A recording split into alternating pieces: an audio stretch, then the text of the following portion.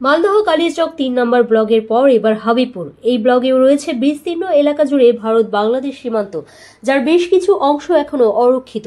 সেখানে এখনো কাঁটাতারের বেড়া বসানো যায়নি। এদিকে বাংলাদেশের দুষ্কৃতীরা ভারতের ভূখণ্ডে ঢুকে এই এলাকাতে ভারতীয় কৃষকদের জমির ফসল কেটে নিয়ে যাচ্ছে বলে অভিযোগ। গ্রামবাসীদের অভিযোগ, কেন্দ্রীয় সরকার বারবার বলেছে সীমান্তে কাঁটাতারের বেড়া দেওয়ার জন্য জমি পাওয়া গেলে অরক্ষিত এলাকাগুলিতে কাঁটাতারের বেড়া দেওয়া হবে বলে গ্রামবাসীদের প্রশ্ন। তাহলে রাজ্য সরকার দ্রুত জমি অধিগ্রহণ কেন করছে না? যদি সীমান্তে অরক্ষিত এলাকায় কাঁটাতারের কাজ সম্পন্ন না করে, তাহলে আমাদের পরিশ্রমের ফসল এইভাবে বাংলাদেশের দুষ্কৃতীরা কেটে নিয়ে চলে যাবে। শুধু ফসলই কাটা নয়, যেহেতু অরক্ষিত সীমান্ত, সেহেতু গ্রামবাসীরা নিরাপত্তার অভাব বোধ করছেন। তাদের বক্তব্য, বিএসএফ রয়েছে, তাদেরও নজর এড়িয়ে দুষ্কৃতীরা ভারতে ঢোকার চেষ্টা করছে। দ্রুত কাঁটাতারের বেড়া দেওয়ার জন্যই তারা এলাকার বিধায়কের কাছে দ্বারস্থ হয়েছেন। তারা বিধায়কের কাছে হাত জোড় করে আর্জি করেছেন যেন তিনি রাজ্য সরকারের কাছে জমি অধিগ্রহণের জন্য আবেদন জানান, যাতে তারা নিরাপদে দিন যাপন করতে পারে। রাজ্য সরকারের কবে জমি অধিগ্রহণ করবে তা কেউ জানে না, কিন্তু যতক্ষণ না রাজ্য এক্ষেত্রে সদর্থক ভূমিকা নিচ্ছে, ততক্ষণ গ্রামবাসীদের এই ভয়ে থাকতে হবে। সম্প্রতি কিছুদিন আগেই আমরা দেখেছিলাম কালিয়াচক ৩ নম্বর ব্লকের সুখদেবপুর ভারত বাংলাদেশ সীমান্তে অস্থিরতা। ভারতের ভূখণ্ডে ঢুকে এলাকার কৃষকদের জমি বাংলাদেশের দুষ্কৃতীরা কেটে নিচ্ছিল। এরই প্রতিবাদ ভারতের কৃষকরা করেছিল।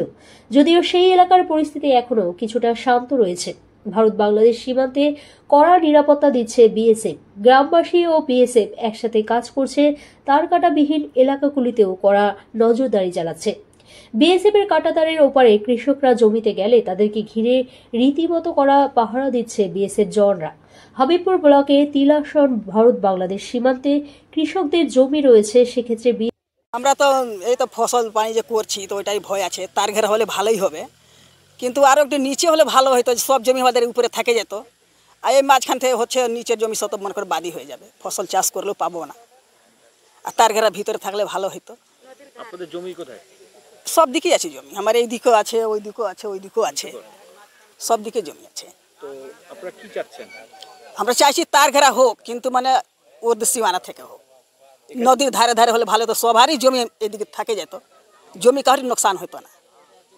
তো এখানে কি তার কাটা নেই? না, তার কাটা নাই এখানে কি? হ্যাঁ, বাংলাদেশি কাটেলে কাটাও ধান নিয়ে চলে যায়। কাদের ধান? সবারই, সব কিষানেরই। কি হয়?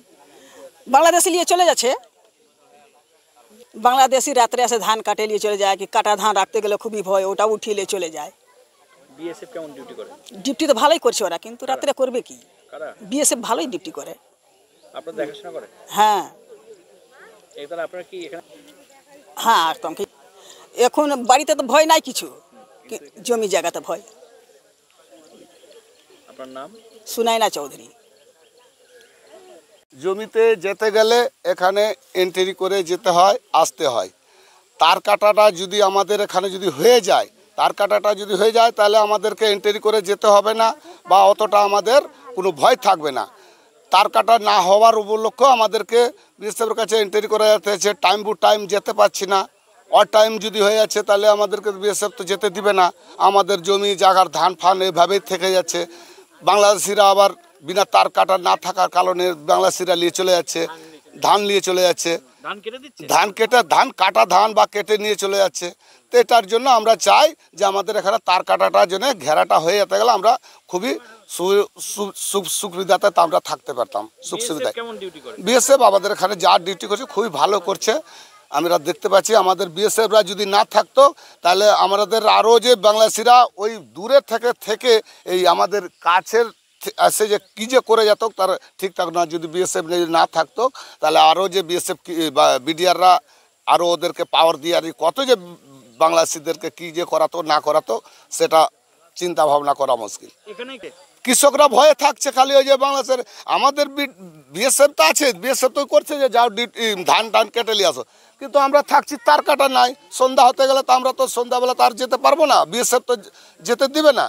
আর তার ঘেরাটা যদি থাকতে গেলে, তাহলে আমরা একটু আরামে থাকতাম। যেখানে তার ঘেরা হয়ে গেছে, তার কাটা আছে, সেখানে তো শান্তিভাবে তা আছে। এখানে আমাদের তার ঘেরা নাই, আমরা তো অশান্তিতে বসবাস তো করবে। জমি টমি থেকে ধান কেটে নিচ্ছে, ধান কেটে নিচ্ছে। এই যে পরশু দিন ওই ব্যাটালিয়ানের তোমার ইটাঘাটি এলাকাতে এই যে এখানে কেটে নিয়ে চলে গেছে, ফ্ল্যাগ মিটিং হয়েছে, বলেছে বিডিআররা এসে যে তার ধানের পরিবর্তন আমি ধান দেওয়া করাবো। এখন পর্যন্ত কোনো পাত্তা নেই, এলাকা ফাঁকা। গোটা এলাকা